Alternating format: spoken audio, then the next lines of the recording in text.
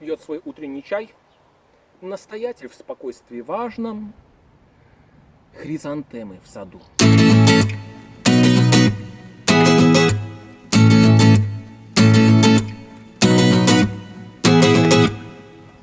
Слава Иисусу Христу! Дорогие друзья, меня зовут отец Андрей Буйнич, я священник Белорусской греко-католической церкви, а вы смотрите первое видео в плейлисте о катехизисе католической церкви. Что ж такое катехизис? Катехизис – это систематическое изложение христианской веры. В христианстве катехизис – это обычное дело. Существует масса всевозможных катехизисов, в том числе и католических. Специально для вас я припас небольшую стопку, которую я нашел у себя дома. Первые два катехизиса в моей коллекции авторские. «Я верую» Джакомо Биффи. Катехизис христианского учения отца Александра Нацина для белорусов-католиков «Наша вера» на белорусском языке. И существует также масса других подобных им катехизисов. Однако, несмотря на такое обилие, в католической церкви в 1996 году был издан католический катехизис, который так и называется – катехизис католической церкви. Вот он. И он является в некотором роде нормативным документом, эталоном католического учения. Та-дам! Он у меня на польском языке, на русском кто-то отдарил. Но это ничего страшного, в интернете всегда можно легко найти его текст. Доступен. Что же значит, что этот документ является нормативным документом? Это значит, что если два ученых мужа поспорили, и предметом их спора является католическое вероучение, то вот этот вышеупомянутый катехизис может быть тем судьей, кто разрешит их спор. И уже на базе этого катехизиса возникли еще два очень интересных конспекта данной книги. Так можно смело их назвать. Это катехизис католической церкви компендий. Тут также более кратко, более тезисно изложено то, что написано здесь. А вот этот катехизис, он является в своем роде уникальным. Это конспект для молодежи. Он красочно иллюстрирован.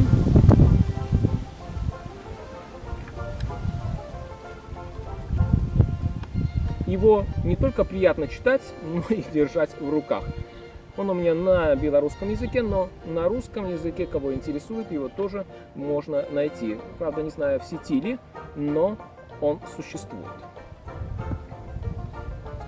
Хочу, однако, отметить, что наш плейлист, который я назвал «Катехизис католической церкви», не является плейлистом, посвященным одной лишь книге или документу, а учению католической церкви прежде всего. А для этой цели я буду пользоваться разными материалами. Но у меня, конечно, есть и свои предпочтения. В своих видео я хочу отдать его предпочтение еще одному документу, изданному в 2011 году, на основании которого я и буду строить свои видеоуроки. Встречайте катехизис Украинской греко-католической церкви «Христос наша Пасха». Та-дам! Почему именно он? Все просто. Я греко-католический священник, и мне близка традиция восточного христианства, в которой и написана данная книга. Более того, я считаю, что это также будет интересно большинству моих зрителей, тем более, что многие из вас, подозреваю, уже знакомы с катехизисом католической церкви. Вот этим. Ну что ж, кстати, слово «украинские» в названии не стоит понимать в узконациональном значении, а скорее как указание на восточную католическую традицию, самым крупным представителем которой является, конечно же, Украинская греко-католическая церковь. Конечно, катехизис «Христос наша Пасха» не привносит ничего нового в учение католической церкви. И было бы по меньшей мере странно, если бы было иначе, так как любой катехизис – это всего лишь объяснение, констатация христианского учения.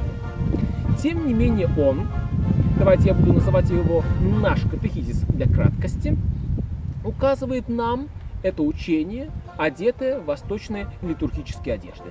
Что это значит, мы увидим с вами по ходу дела.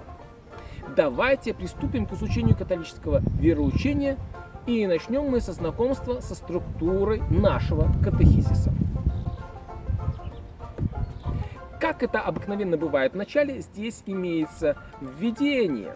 В нем представлены тексты символа веры и анафоры святого Василия Великого. Те, кто мало знаком с этими выражениями, не переживайте, наберитесь терпения. Скоро вы познакомитесь с этими эзотерическими знаниями.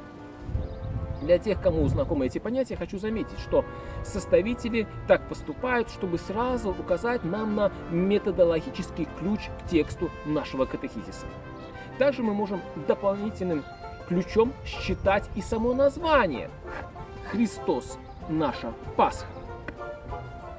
Ну что ж, давайте я все же поясню про ключи чуть более подробно.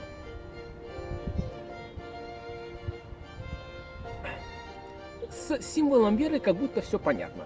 Он находится в основе каждого катехизиса и зачастую служит буквальным планом, по которым священники и катехеты излагают основы христианской веры. Хотя, честно говоря, сложно вообразить себе христианскую теологию, которая была бы лишена пасхальной радости. И, наконец, анафора или евхаристическая молитва авторства Василия Великого. Текст этой анафоры можно назвать своеобразным конспектом истории спасения человека или же конспектом Священного Писания. Таким образом, видим, что нам представлены три ключа: самоназвание «Христос наша Пасха», символ веры и анафора. И они дают нам замечательную теологическую систему координат, в которой мы будем учиться ориентироваться. И я надеюсь, что мы будем учиться ориентироваться вместе. Поэтому уже сейчас подписывайтесь на мой канал, ставьте пальцы вверх и смотрите следующую часть.